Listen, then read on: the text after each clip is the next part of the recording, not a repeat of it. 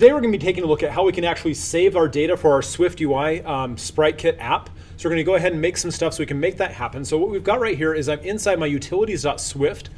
This is inside my resources group. I've used this pattern before where I want to have a file that I can have some methods that don't belong to an object, but because Swift allows me just to collect methods together inside a file, I do that in my utilities.swift file, make it so it's really easy to organize and structure my code around that.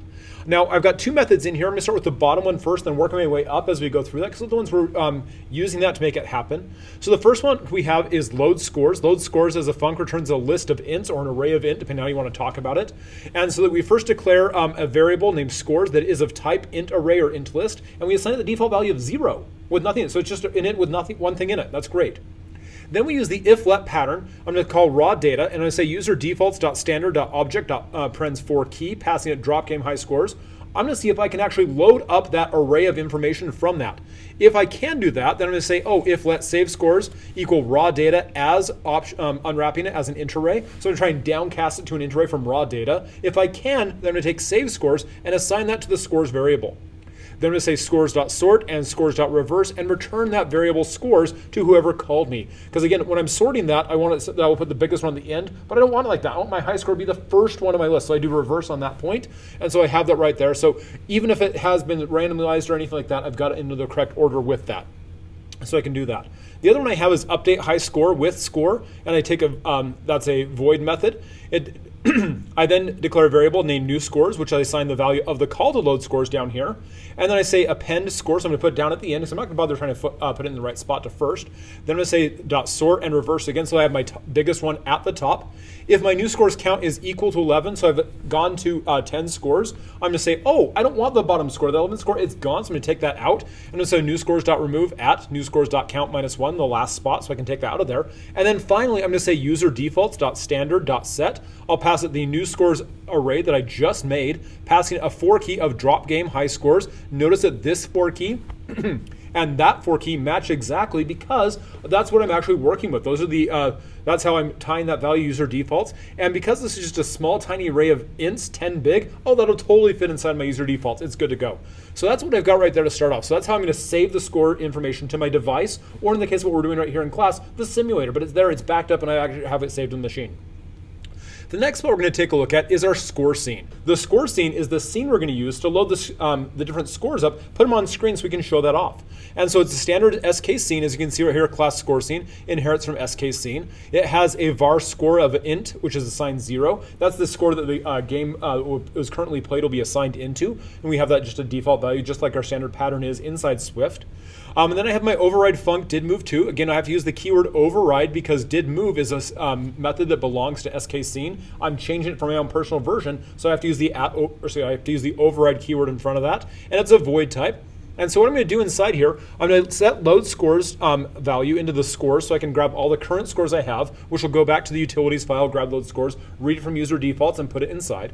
Then I'm going to let my width be a CG float of 125, which is going to be where I'm going to set that up.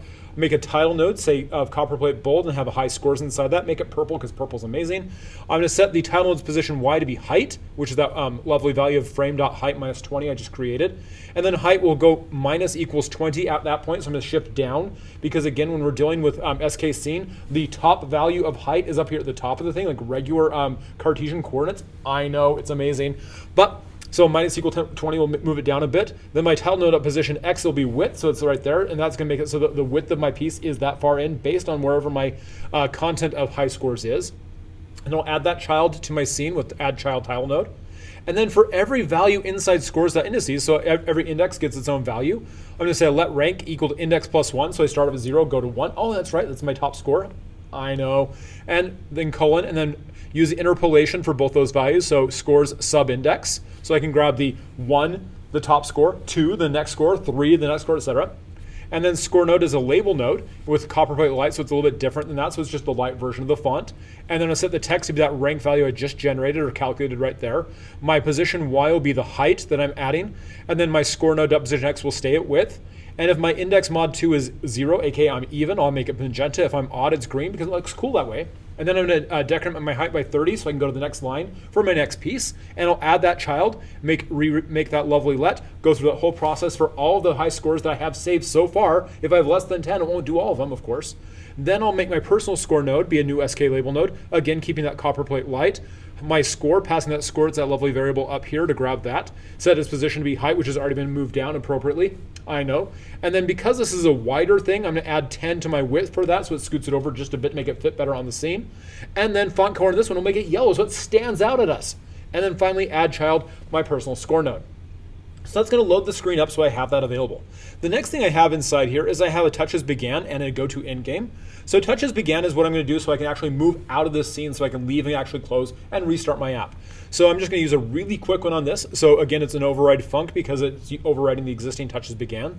And I'm just going to say if touches.first is not nil. I don't care where I touch on the scene. I don't care about anything like that as long as I touch it. If I do, then I just call goToEndGame. Oh, okay, cool.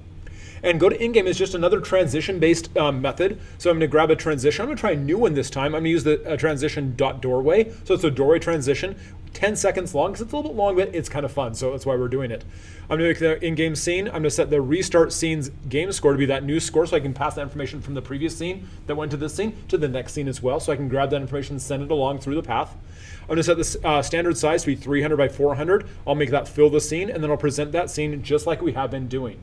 And so that's a way we can actually go through, grab the information, and send it on off.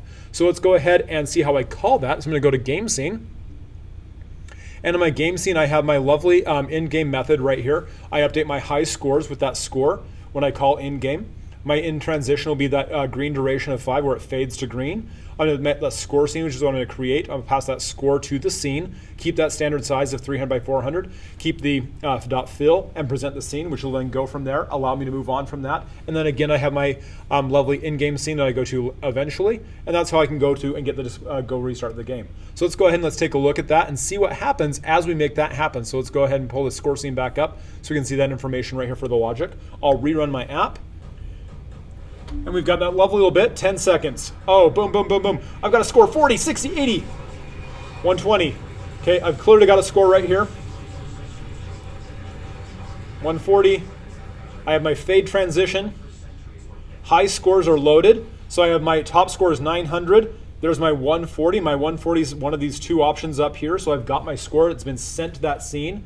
And then I've got that set, so it's now going to handle the click. So if I touch this, it's going to go to the end game. So I go to my end game, it's going to do that doorway transition. I click on it, and look at this transition. This is amazing. I've got the doors opening up to this new scene, bringing itself up towards me. I've got my score translated across again, so it's been transferred from 2 different parameters to this. And my game is over. I can pinch to restart. Again, for pinch, I hold the Alt key down, and I'll pinch in this time. And look, it transitions again. It opens up back to the new game. I can restart this again. So again, when we have that happening, we have our app that we can do. We can go along with that. Most of my work happens inside my lovely didMove to happen, where I load all those scenes up there, going one at a time through that list. I use that loadScores method for my utilities, where I save the information to my UserDefaults. I grab that information out. I can extract it. I can also add scores to the updateHighScore method, and I can have that happen right there. And I can use this so I can actually update scores and load information from UserDefaults, bring it to the scene, and display it for the user to see. Hope this is helpful. Cheers and have a great time. We'll see you next time. Bye-bye.